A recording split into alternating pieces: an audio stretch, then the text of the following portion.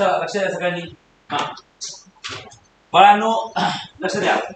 Dual nature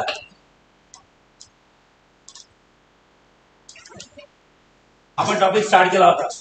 dual nature मध्ये आपण सगळ्यात पहिले बघितलं होतं की लक्ष द्या इकडे बघा. ड्युएल नेचर मध्ये आपण सगळ्यात पहिले बघितलं होतं एक मेटल प्लेट आहे. Consider metal plate.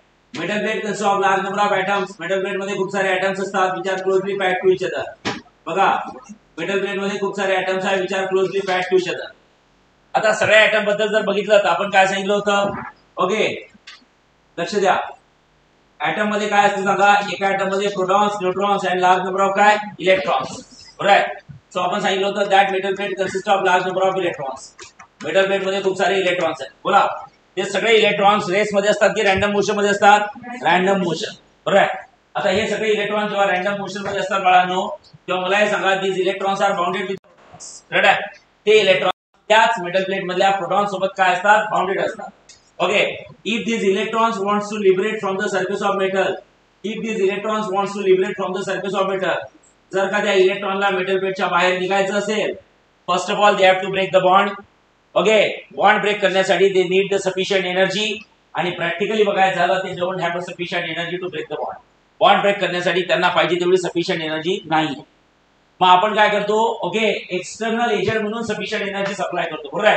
आणि त्यावर डिपेंड झालं what are different types of emissions. आपण शिकलो होतो what are different types of emission. एमिशनचे टाइप्स कुठले आहेत. बरोबर आहे ना. येस. आता मला हे सांगा टाइप्स ऑफ एमिशन मध्ये आपण कुठले कुठले एमिशन बघितले होते. एमिशन म्हणजे एमिशन ऑफ इलेक्ट्रॉन्स. म्हणजे इलेक्ट्रॉन्सला आपल्याला मेटल प्लेटच्या बाहेर काढायचं आहे. मग जशा जशा प्रकारे आपण वेगवेगळ्या प्रकारे एनर्जी सप्लाय करणार तर टाइप्स ऑफ एमिशनचे नाव सुद्धा काय होणार चेंज होणार. सांगा टाइप्स ऑफ एमिशन मधलं पहिलं एमिशन आपण कुठलं बघितलं होतं बाळांनो. थर्मोइक एमिशन. बरोबर आहे. थर्मोइक एमिशन. लक्ष द्या. थर्मोइक एमिशन मध्ये जर का बघितलं तर आपण सांगितलं होतं थर्मोइक एमिशन मध्ये मेटल प्लेटला आपण काय देतो थर्मल एनर्जी. थर्मल एनर्जी म्हणजे काय असतं बाळांनो हीट. हीट सप्लाय केली म्हणजे थर्मल एनर्जी दिली आणि ती थर्मल एनर्जी हे इलेक्ट्रॉन्स काय करतात ऍब्झॉर्ब करतात आणि इलेक्ट्रॉन्सनी ती एनर्जी ऍब्झॉर्ब केली त्यानंतर ती इलेक्ट्रॉन्स मेटल प्लेटच्या बाहेर निघतात. करेक्ट आहे. आणि त्या एमिशनला आपण थर्मोइक एमिशन म्हणतो. आणि थर्मोइक एमिशन नुसार जे काही इलेक्ट्रॉन्स बाहेर निघतात सगळा दीज आर कॉल्ड ॲज थर्मिऑन्स. काय नाव दिलं होतं थर्मिऑन्स. करेक्ट आहे. सेकंड मध्ये सांगितलं होतं आपण बाळांनो फील्ड एमिशन. लक्ष द्या. सांगा फील्ड एमिशन मध्ये आपण काय करतो ती जी मेटल प्लेट आहे ती मेटल प्लेट कुठे ठेवतो सांगा बरं. बोला ती मेटल प्लेट कुठे ठेवतो आपण इलेक्ट्रिक फील्ड मध्ये. इलेक्ट्रिक फील्ड म्हणजे सगळ्यांना माहिती आहे. बरोबर. काय असते इलेक्ट्रिक फील्ड म्हणजे there is a positive charge plate and there is a negative charge plate. Correct आहे. त्यात ती मेटल प्लेट ठेवतो. चला आता मला हे सांगा ही मेटल प्लेट जेव्हा तुम्ही त्या ह्याच्यात ठेवता तेव्हा प्लेटचा निगेटिव्ह टर्मिनल यामधले जे इलेक्ट्रॉन्स आहे इलेक्ट्रॉनवर निगेटिव्ह चार्ज आहे. बोला हा निगेटिव्ह टर्मिनल निगेटिव्ह चार्ज इलेक्ट्रॉनला अट्रॅक्ट करतो की रिपेल. आणि हा पॉझिटिव्ह प्लेट इलेक्ट्रॉनला काय करतो सांगा अट्रॅक्ट. म्हणजे सगळेच्या सगळे इलेक्ट्रॉन्स कसे निघतात पॉझिटिव्ह टू निगेटिव्ह की negative to positive. Negative to positive बाहेर निघतात. आणि electrons will be liberate from the surface of metal. And when the electrons will be liberated from the surface of metal, that process is called as field emission. Emission of electrons. चला third types of emission कुठला बोला. एक झालं thermionic emission. दुसरं झालं field emission. Third type of emission is called as बोला. Okay secondary emission. बरोबर आहे. हा बघा बघा सेकंडरी एमिशन काय असतं. सेकंडरी एमिशन मध्ये आपण सांगितलं होतं की सपोज ही एक मेटल प्लेट आहे. मेटल प्लेट मध्ये इलेक्ट्रॉन्स आपल्याला बाहेर काढायचे आहे. त्यासाठी आपण त्याच्यावर काय करतो कॅथोडचा यूज करतो. कॅथोडला गरम करतो. Once the cathode gets heated the electrons gets emitted. Cathode जर का हिट झाला तर इलेक्ट्रॉन्स एमिट होतात आणि एमिट झालेले इलेक्ट्रॉन्स हे या मेटल प्लेटवर पडतात. बरोबर आहे. Okay and then the electrons gets emitted from the metal plate. Metal plate मधून इलेक्ट्रॉन बाहेर निघतात. मेटल प्लेट मधून जे काही इलेक्ट्रॉन बाहेर निघतात त्या इलेक्ट्रॉनला आपण काय म्हणतो सांगा सेकंडरी इलेक्ट्रॉन. आणि सेकंडरी इलेक्ट्रॉनला बाहेर करण्यासाठी आपण कुठल्या इलेक्ट्रॉनचा यूज करतो primary. So by using the primary electrons we will liberate the secondary electrons. So such a type of emission is called as secondary emission. कुठलं एमिशन म्हणतो सांगा सेकंडरी. आणि सगळ्यात last but not the least कुठलं emission होतं सांगा photo electric emission. Photo electric emission मध्ये आपण काय सांगितलं होतं बाळांनो की सपोज ही एक मेटल प्लेट आहे. त्या मेटल प्लेट मध्ये इलेक्ट्रॉन्स आहे आणि त्या मेटल प्लेटवर काय इन्सिडेंट होतो सांगा light. When a light is incident electrons gets emitted. Electrons gets emitted.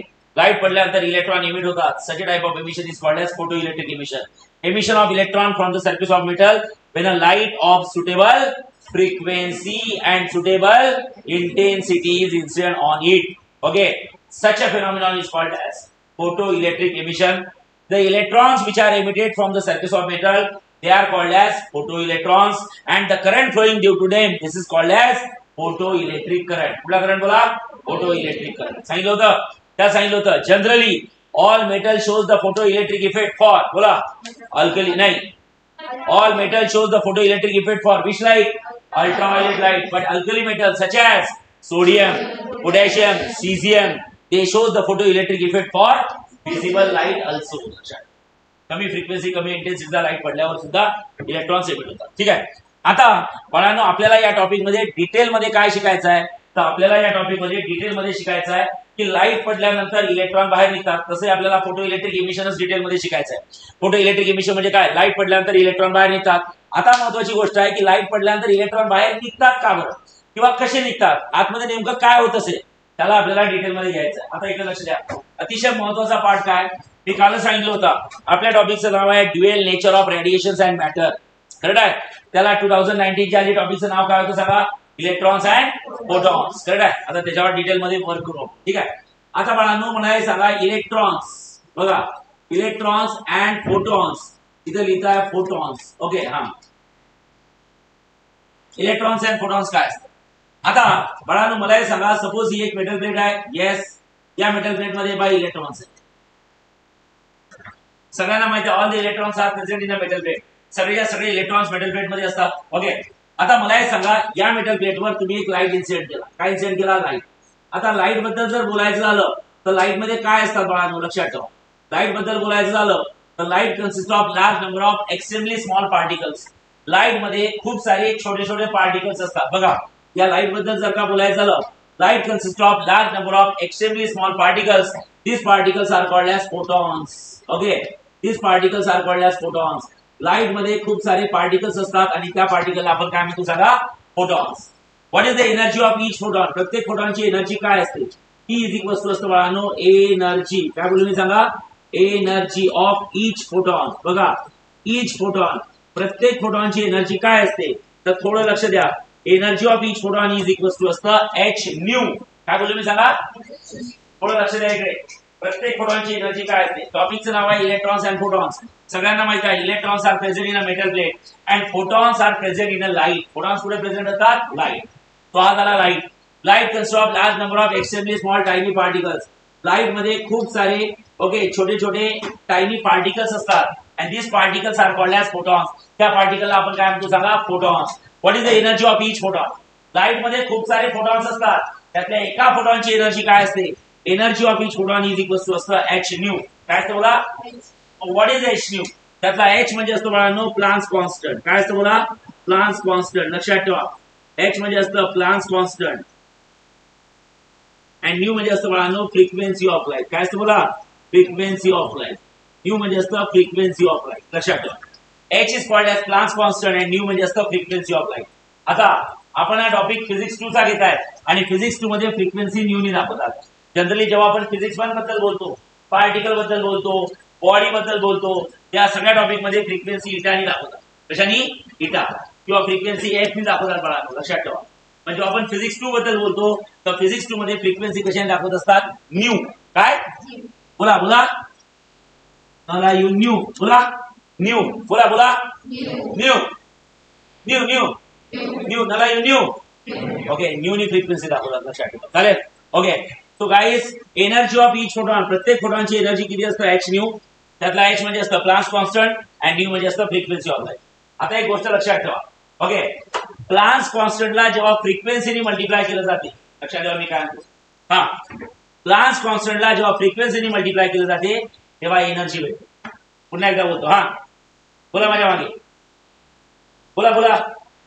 Planck's कॉन्स्टंटला जेव्हा फ्रिक्वेन्सीने मल्टिप्लाय केलं जातं तेव्हा काय भेटतं? एनर्जी. काय भेटतं बोला?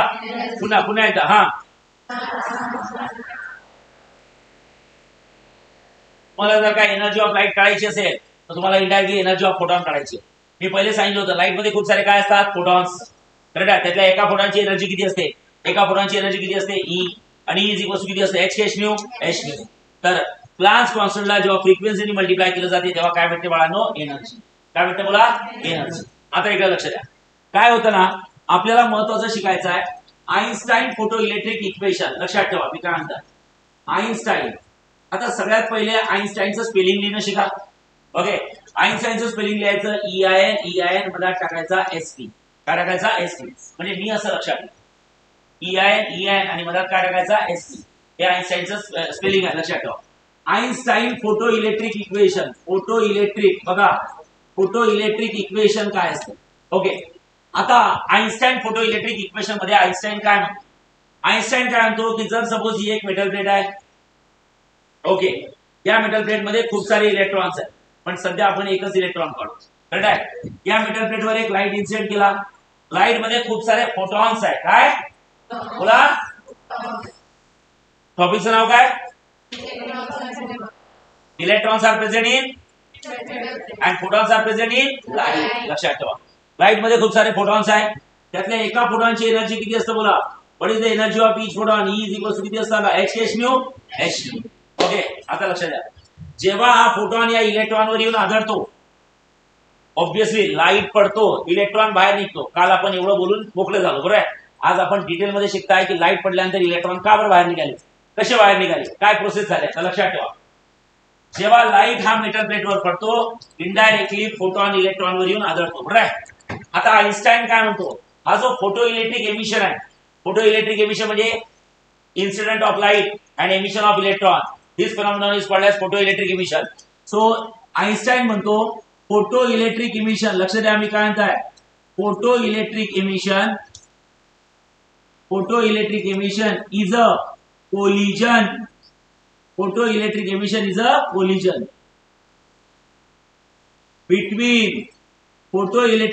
a collision between one photon and one electron.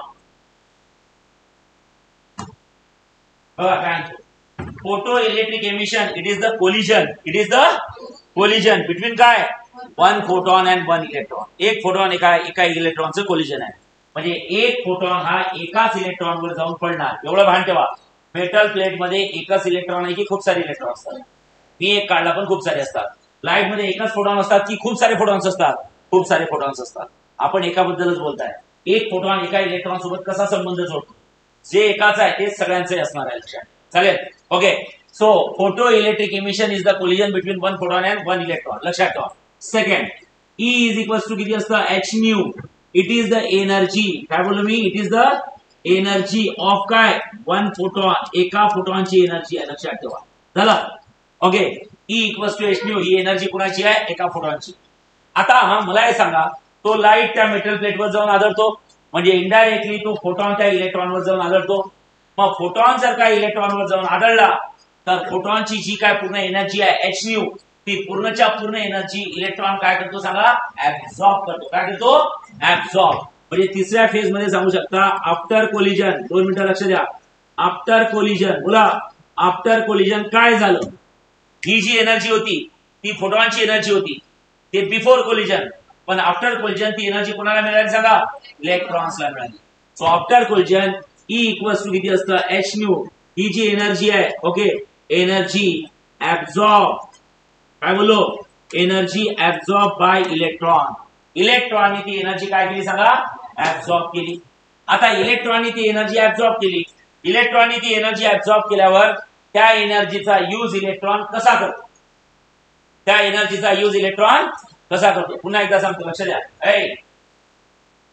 पुन्हा एकदा सांगा इलेक्ट्रॉन्स कोणामध्ये आहे फोटॉन्स कोणामध्ये आहे okay E equals to h nu ही एनर्जी कोणाची आहे फोटॉनची आहे. ती बिफोर कोलिजन कोणाजवळ होती फोटॉन. आफ्टर कोलिजन कोणाला भेटताय इलेक्ट्रॉन. जेव्हा लाईट मेटल प्लेटवर येऊन पडला म्हणजे फोटॉनची एनर्जी मेटल प्लेटवर येऊन पडली तर ती एनर्जी कोणी ऍब्सॉर्ब केली इलेक्ट्रॉन. आता ती h न्यू एनर्जी कोणाची झाली आफ्टर कोलिजन इलेक्ट्रॉन.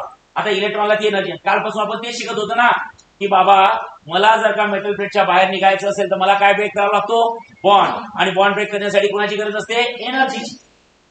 ती एनर्जी आता भेटली कोणाला भेटली इलेक्ट्रॉनला. मग इलेक्ट्रॉन त्या एनर्जीचं युटिलायझेशन किती प्रकारे करतो किंवा कशा प्रकारे करतो तर थोडं लक्ष द्या प्लीज लक्ष द्या.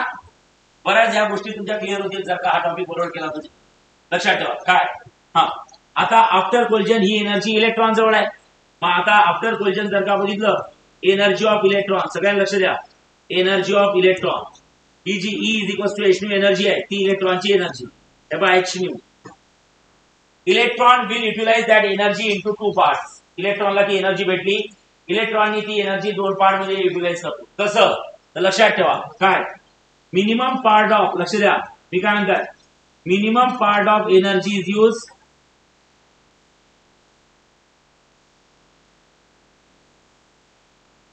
minimum part of energy is used to liberate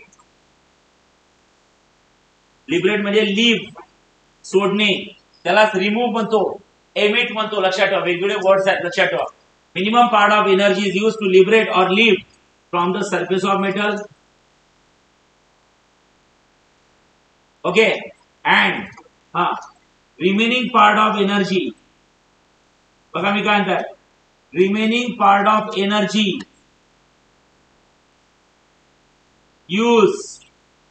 remaining part of energy used to get maximum kinetic energy. Remaining part of energy is used to get a maximum kinetic energy. Okay आता एक काय असतं बघा, जसं for example आता लक्षात ठेवा बाळांनो, ही एक क्लासरूम आहे. ही क्लासरूम म्हणजे एक मेटल प्लेट आहे, लक्षात ठेवा. ओके या मेटल प्लेट मध्ये तुम्ही सगळे जे बसलेले आहेत ते इलेक्ट्रॉन्स आहेत. कोणाला सांगा, इलेक्ट्रॉन्स. इलेक्ट्रॉन्सला मेटल प्लेटच्या बाहेर निघायचं आहे. म्हणजे तुम्हाला समजून घ्या मी किडनॅप केलाय. सर करून तर बघा, असा धुतून आम्ही सगळे मिळून तुम्हाला एक्झाम्पल लक्षात ठेवा. ओके तर बाळांनो, समजा तुम्हाला या क्लासरूम मध्ये तुम्ही सगळे इलेक्ट्रॉन्स आहेत, तुम्हाला मी किडनॅप केलाय and you want to liberate from the surface of metal, you want to leave from the classroom. तुम्हाला क्लासरूमच्या बाहेर जायचंय, पण काय होत आहे ना, तुमच्यात तेवढी एनर्जीच नाहीये. 4 दिवसापासून मी तुम्हाला काय केलंय माहितीये का, किडनॅप केलाय आणि तुम्हाला काही खायलाच देत नाही. सकाळी 2 वडापाव ओके आणि संध्याकाळी 2. सर याच्यावर तर आम्ही आयुष्य काढतो. जाऊ द्या, वडापाव नाही, फक्त पावच देत आहे. ते एकदम घाण्याचे किती दिवसाचे आहेत काय, ठीक आहे. समजा सकाळी 2 पाव आणि संध्याकाळी 2 पाव आणि बस पाणी पोट भरून प्या. म्हणजे तुम्हाला मी सफिशियंट एनर्जीच देत नाहीये खायला. मग काय होतं ना, 4-5 दिवसापासून मी तुम्हाला इथं कोंडून ठेवलाय. इलेक्ट्रॉन्सला मेटल प्लेटच्या बाहेर निघायचं आहे, म्हणजे तुम्हाला क्लासरूमच्या बाहेर निघायचं आहे. करेक्ट आहे, पण तुमच्यात तेवढी सफिशियंट एनर्जीच नाही आहे की मी क्लासरूमच्या बाहेर निघेल. कारण की किती दिवस झाले मी तुम्हाला काही खायलाच देत नाही. काही तर लोक असे आता तरी बसलेले आहेत, काही लोक तर असे बस असे झाले आहेत आणि आता काही तर असे आडवे आले आहेत. आणि जर का अजून 1-2 दिवस चाललं तर 2-3 तर जातीलच आता. ओके ना, जीव सोडतील. झालं, ही एक परिस्थिती झाली बाळांनो इलेक्ट्रॉन म्हणजे तुमची, की तुम्हाला बाहेर निघायचं आहे पण तुमच्या सफिशियंट एनर्जीच नाही. तुम्ही स्वतःच्या पायावर चालू सुद्धा शकत नाही. एवढे वीक पण आलाय तुमच्यात. मग काय म्हणतो, त्यात एक आशेचा किरण आला. कोणाला, आशेचा किरण. हे पहा लाईट आला. ओके जसं फॉर एक्झाम्पल ओके आपले बिडकर साहेब आहे. बिडकर साहेब म्हणतात याला कुछ तो भी दे दे रे. तर काय झालं, आशेचा किरण. ओके बाळांनो, या होल मधला कोणीतरी अजून एक ब्रेडचा पाव फेकला. ठीक आहे, लक्षात, वडा फेकला. ठीक आहे, वडापाव मधला वडा फेकला.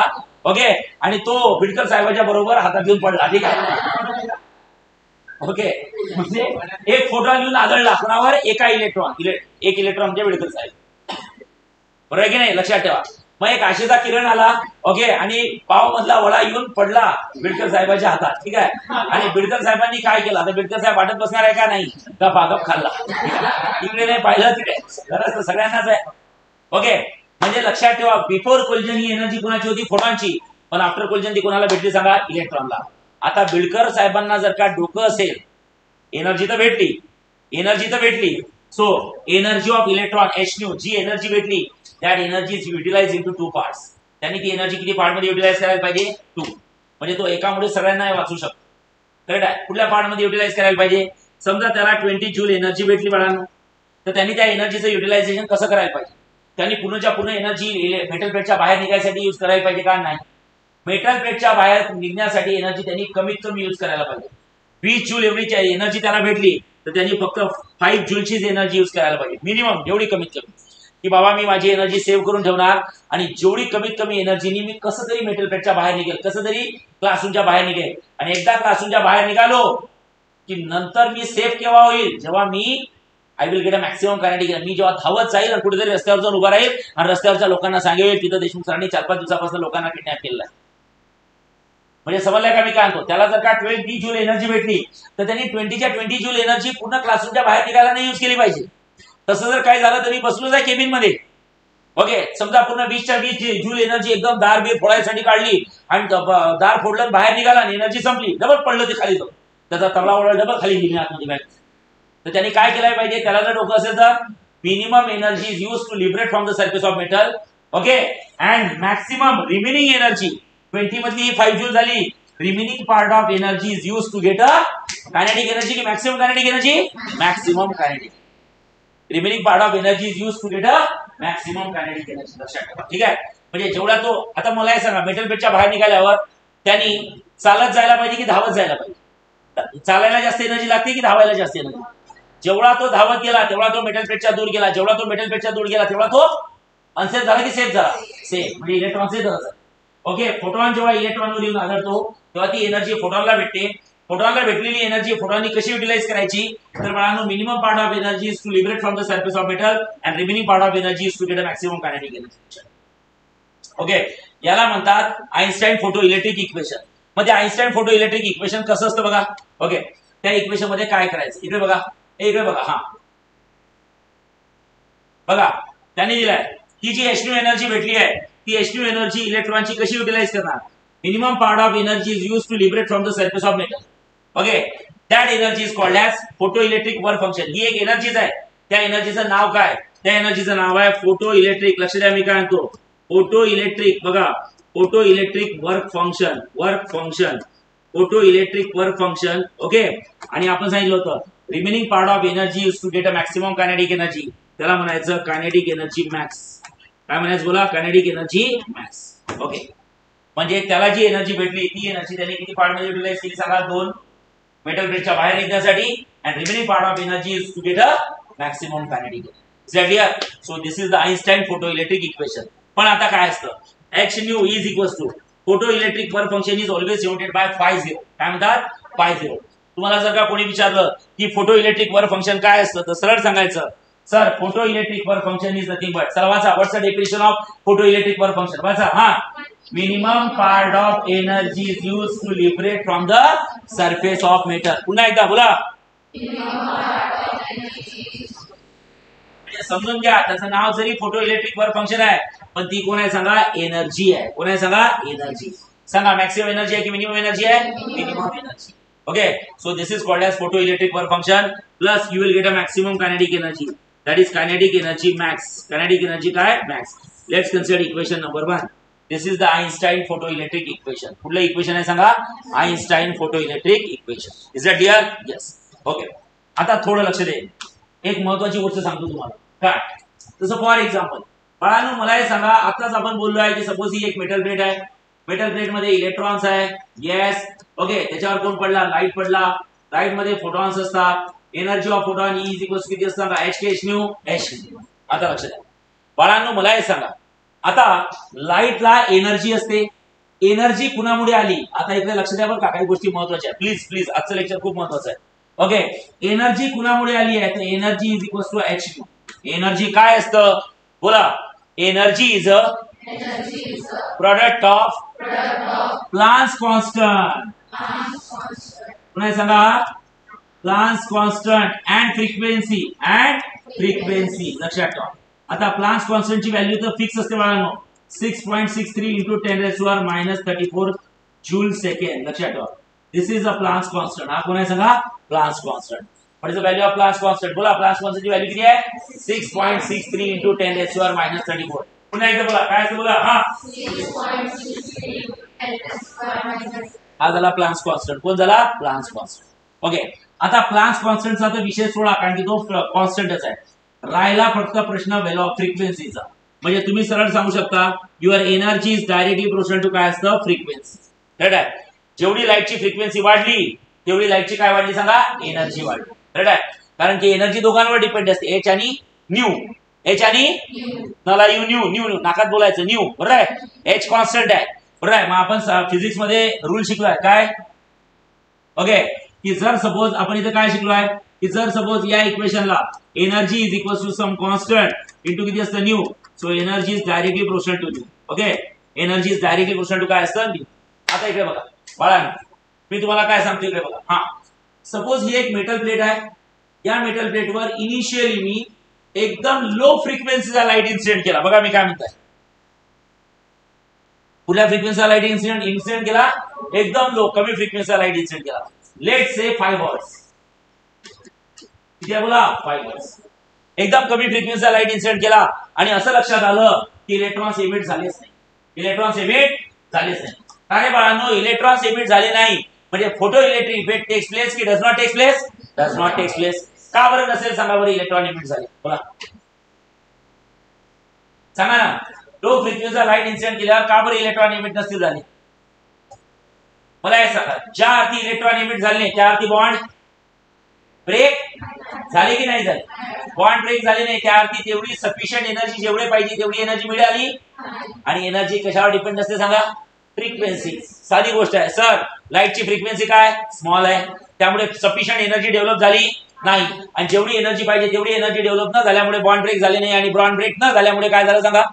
इलेक्ट्रॉन एमिट झाले नाही. इलेक्ट्रॉन एमिट झाले नाही म्हणजे photo electric effect takes place की does not takes place? Does not takes. बरोबर आहे? लक्षात ठेवा.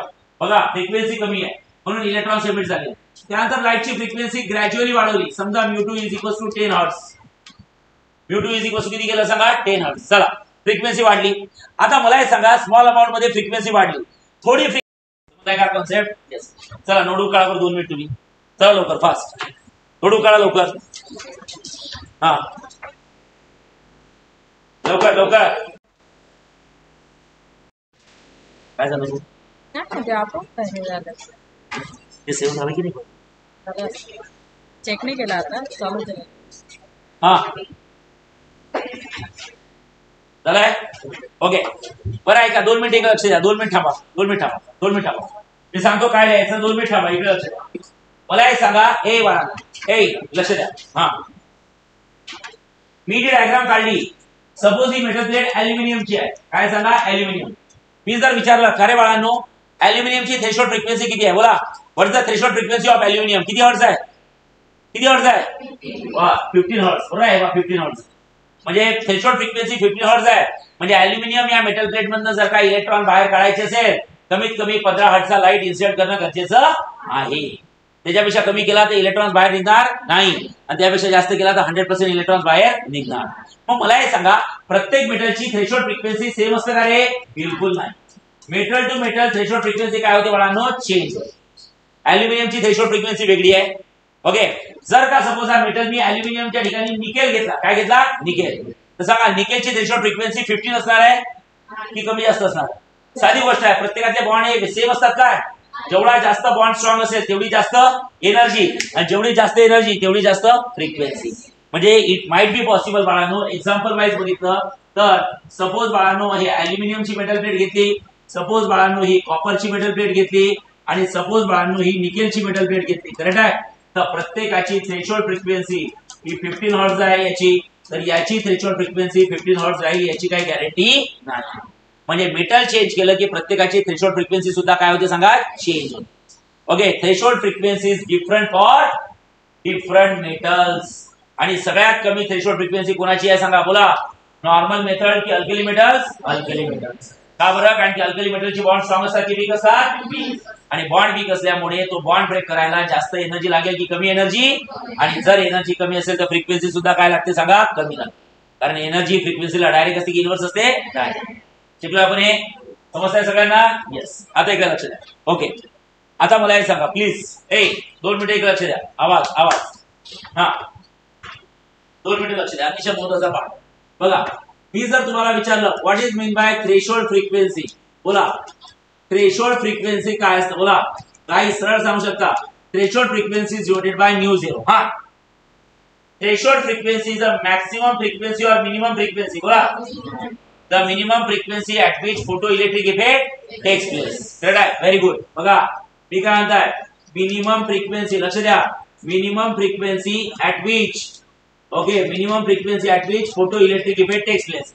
आता मी जर म्हटलं if frequency of light is greater than threshold frequency, बोला एखाद्या लाईटची फ्रिक्वेन्सी थ्रेशोल्ड पेक्षा जास्त आहे. बोला. फोटोइलेक्ट्रिक इफेक्ट टेक्स प्लेस की does not takes place? Takes place. सरळ सांगू शकता फोटोइलेक्ट्रिक इफेक्ट टेक्स प्लेस. बरोबर आहे? मी जर इथं बोललो if frequency of light is less than threshold frequency, बोला photo electric effect takes place की does not takes place? Does not takes place. Photo electric effect does not take place. Is that clear? Say yes. Yes. Okay. आता इकडे लक्ष द्या बाळांनो, अतिशय महत्त्वाचं. Okay, आता थ्रेशोल्ड फ्रिक्वेन्सी नंतर एक नवीन डेफिनेशन आहे. What is mean by threshold? बघा मी काय म्हणताय, थ्रेशोल्ड वेवलेंथ काय असतं बाळा, लक्षात ठेवा. So guys, threshold wavelength is denoted by lambda 0. काय असतं बोला? लॅम्बडा 0. थ्रेशोल्ड फ्रिक्वेन्सी म्हणजे म्यू 0. तसं थ्रेशोल्ड वेवलेंथ म्हणजे किती असतं? लॅम्बडा की लॅम्बडा 0? लॅम्बडा 0. आता लॅम्बडा 0 काय असते ते बघा. ओके, मला हे सांगा. ओके, तुम्ही 11वीला ऑप्टिक्स टॉपिक शिकलाय, साऊंड टॉपिक शिकलाय. एक स्टँडर्ड फॉर्म्युला आहे, ऑप्टिक्स असू द्या किंवा साऊंड असू द्या, शेवटी या कोण आहे सांगा? वेव्हज आहे. साऊंड म्हणजे साऊंड वेव्ह आणि ऑप्टिक्स म्हणजे कुठले असतात? Light wave. वेव्हज मध्ये एक फॉर्म्युला परमनंट असतो, कुठला? Velocity is equals to frequency into किती असतं बोला? वेव्हलेंथ. बघा रे मी काय म्हणताय, velocity is equals to frequency into किती असतं? वेव्हलेंथ. आवाज नको आहे बघा. Velocity is equals to frequency into किती असतं? वेव्हलेंथ. आता मला हे सांगा, velocity upon frequency is equals to lambda multiply term divide मध्ये घेतली, हे शिकलाय ना? Velocity is equals to frequency into wavelength. फक्त फ्रिक्वेन्सी आपण n ने दाखवतो, आता कशाने दाखवताय? न्यू. एवढं लक्षात ठेवा. So velocity upon frequency into wavelength, तर तुम्ही सरळ सांगू शकता लॅम्बडा इज इक्वल्स टू किती असतं? c की c by nu? c by nu. Lambda is equals to c म्हणजे कोण आहे सांगा? कॉन्स्टंट. आणि डिवाइड बाय कोण आहे? न्यू. सांगा, lambda is equals to constant by nu. So lambda is directly proportional to constant की inversely? Inversely proportional to constant. आहे का बघा? म्हणजे यावरून समजतं वेव्हलेंथचं आणि फ्रिक्वेन्सीचं पटतं की पटत नाही? पटत नाही. बघा, वेव्हलेंथचं आणि फ्रिक्वेन्सीचं पटतं की पटत नाही? पटत नाही. ठीक आहे. आता मला हे सांगा, थ्रेशोल्ड फ्रिक्वेन्सी, थ्रेशोल्ड वेव्हलेंथ. सांगा, threshold frequency is a maximum frequency और मिनिमम फ्रिक्वेन्सी. मग थ्रेशोल्ड वेव्हलेंथ काय असेल सांगा? बोला बोला बोला. यांचं पटत, जेव्हा फ्रिक्वेन्सी मिनिमम असते तेव्हा वेव्हलेंथ मॅक्सिमम असते. करेक्ट आहे? बघा, frequency is always inversely proportional to wavelength. बरोबर आहे? सो बाळांनो, the minimum frequency at which photo electric effect takes place.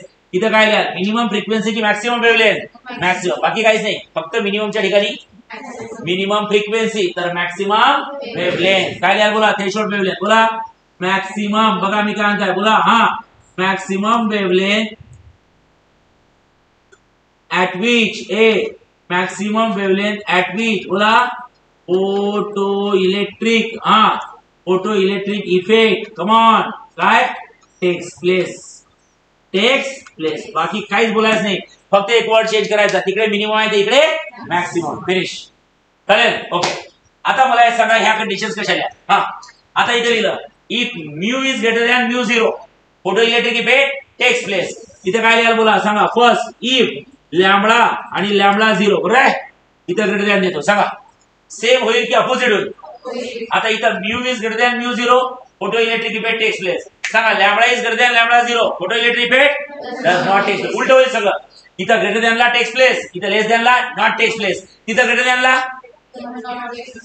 इथं ग्रेटर दॅन ला इथं ग्रेटर दॅन ला not takes place. So photo electric effect not takes place. आणि दुसरं लिहू शकता काय? If your lambda is less than lambda 0. बोला, lambda is less than lambda 0.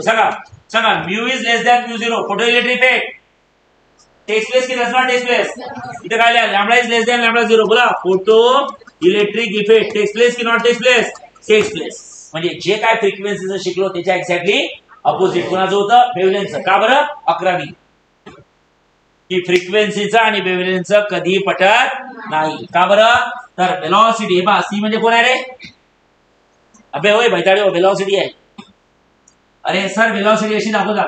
अबे छोकरो, व्ही आणि ते न्यू ते सेमच वाटेल ना तुम्हाला, म्हणून मी ते व्ही हो की नाही? म्हणून ते फ्रिक्वेन्सी न्यूली दाखवली, म्हणून वेलोसिटी मी सी दाखवली. बरोबर आहे? सो सी म्हणजे वेलोसिटी ऑफ लाईट. पुढे सांगा, बोला velocity of light. Velocity is equal to frequency into wavelength. So velocity upon E c. आता वेलोसिटी ऑफ लाईट सगळ्यांना माहिती आहे किती असतं? 3 × 10⁻⁴ किती असतं? 8. सांगा, कोण आहे? Constant. Lambda is equal to constant upon nu. Equal to आणि कॉन्स्टंट म्हणजे काय असतं? Proportionality side. Lambda is directly proportional to nu की inversely proportional to nu? Inversely proportional. Say yes. Lambda is inversely proportional to nu. Say yes. Yes. म्हणजे wavelength आणि लॅम्बडाचं कधी पटत नाही.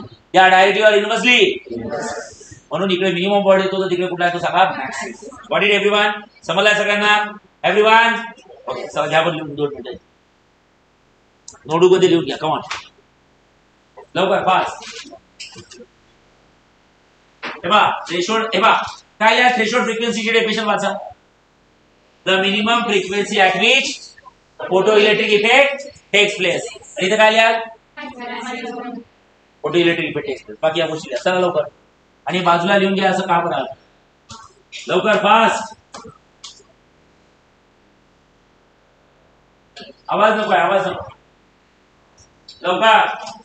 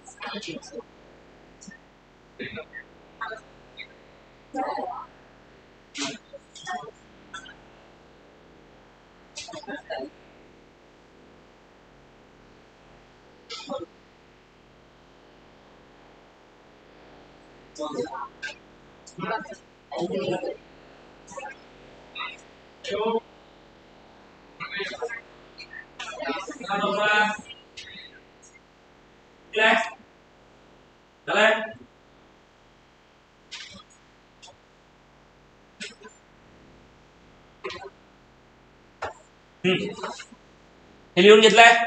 ओके लवकर फास्ट चला. आता आपला आइन्स्टाईन फोटो इलेक्ट्रिक इक्वेशन काढावर 2 मिनिटं बघा. झालंय का सगळ्यांचं? द्या लवकर. हे बघा रे बाळांनो, आइन्स्टाईन फोटो इलेक्ट्रिक इक्वेशन काय असतं?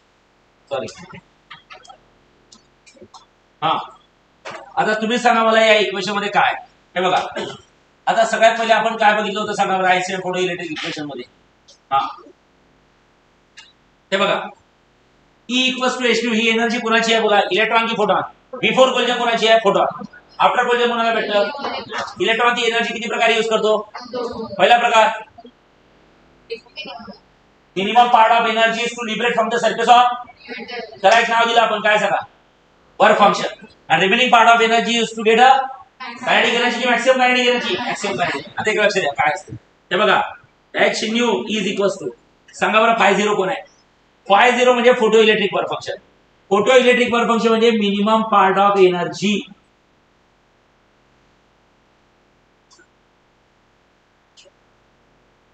सांगा एनर्जी आहे की मिनिमम पार्ट ऑफ एनर्जी आहे?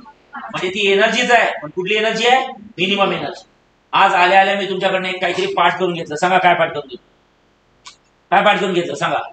जेव्हा प्लॅंक्स कॉन्स्टंटला फ्रिक्वेन्सीने मल्टिप्लाय केलं जाते तेव्हा काय भेटते? आता थोडं डोकं लावा please. Photo electric work function कोण आहे? फोटो इलेक्ट्रिक वर्क फंक्शन होणार एनर्जी की मिनिमम एनर्जी? मग एनर्जी कशी भेटते? जेव्हा प्लॅंक्स कॉन्स्टंटला फ्रिक्वेन्सीने मल्टिप्लाय केलं जाते तेव्हा काय भेटते? एनर्जी. पण फोटो इलेक्ट्रिक वर्क फंक्शन मध्ये एनर्जी आहे की मिनिमम एनर्जी आहे? मग मिनिमम एनर्जी कशी भेटेल सांगा? बोला. जेव्हा प्लॅंक्स कॉन्स्टंटला मिनिमम फ्रिक्वेन्सीने मल्टिप्लाय केलं जाते तेव्हा काय भेटेल? एनर्जी की मिनिमम एनर्जी? आणि मिनिमम फ्रिक्वेन्सी म्हणजे कुठली फ्रिक्वेन्सी? Threshold frequency. मी जर का φ0 च्या ठिकाणी डायरेक्ट H0 टाकलं असतं तर प्रॉब्लेम झाला असता बरोबर आहे. पण मी आता तुम्हाला सांगितलं होतं पहिले सांगितलं होतं जेव्हा प्लॅंक्स कॉन्स्टंटला फ्रिक्वेन्सीने मल्टिप्लाय केलं जाते तेव्हा काय भेटते सांगा? एनर्जी. पण प्लॅंक्स कॉन्स्टंटला जर का मिनिमम फ्रिक्वेन्सीने मल्टिप्लाय केलं तर काय भेटते सांगा? Minimum energy. आणि त्या minimum energy is called as काय? Photo electric work function. Work function. So H2 is equals to H0 plus किती असतं? Kinetic energy max. Kinetic energy काय? Max. So this is called as Einstein photo electric equation. हे झालं permanent Einstein photo electric equation. H2 is equals to किती असतं? H0 plus किती असतं? Kinetic energy maximum. Kinetic energy काय? Maximum. समजलाय का बरं H0 लिहिलं? सांगा बरं का बरं φ0 च्या ठिकाणी H0 लिहिलं सांगा बरं? जरी त्याचं नाव फोटो इलेक्ट्रिक वर्क फंक्शन आहे तरी ती कोण आहे? एनर्जी आहे की मिनिमम एनर्जी? आणि या टॉपिक मध्ये एनर्जी कशी भेटते? जेव्हा प्लॅंक्स कॉन्स्टंटला फ्रिक्वेन्सीने मल्टिप्लाय केलं जाते. मग प्लॅंक्स कॉन्स्टंटला जर का मिनिमम फ्रिक्वेन्सीने मल्टिप्लाय केलं तर मिनिमम एनर्जी भेटेल. आणि मिनिमम फ्रिक्वेन्सी कुठली असते सांगा? Threshold frequency. मग Planck's constant into threshold frequency is a maximum energy की minimum energy. That minimum energy is called as photoelectric work function. Got it? समजला की नाही? Yes. So बाळांनो हे आइन्स्टाईन फोटोइलेक्ट्रिक इक्वेशन तयार झालं. h nu is equals to किती असतं? h nu 0 प्लस किती असतं? कायनेटिक एनर्जी is equals किती असतं? 1/2 mv max square. लक्षात ठेवा कायनेटिक एनर्जी किती असते? 1/2 mk mv square mv square. आणि जर आइन्स्टाईन फोटोइलेक्ट्रिक इक्वेशन याला अजून मॉडिफाय करू शकता कसं? h nu minus h nu 0 is equals to किती असतं? 1/2 किती असतं? mk mv square mv square. इथे किती असतं? v की v max v max. लक्षात ठेवा इकडे इथं मायनस झाली. cs yes हो म्हणा yes. आता लक्षात ठेवा थोडं इथं मॉडिफाय करू. आपण शिकलोय c is equals to किती असतं? Frequency into lambda.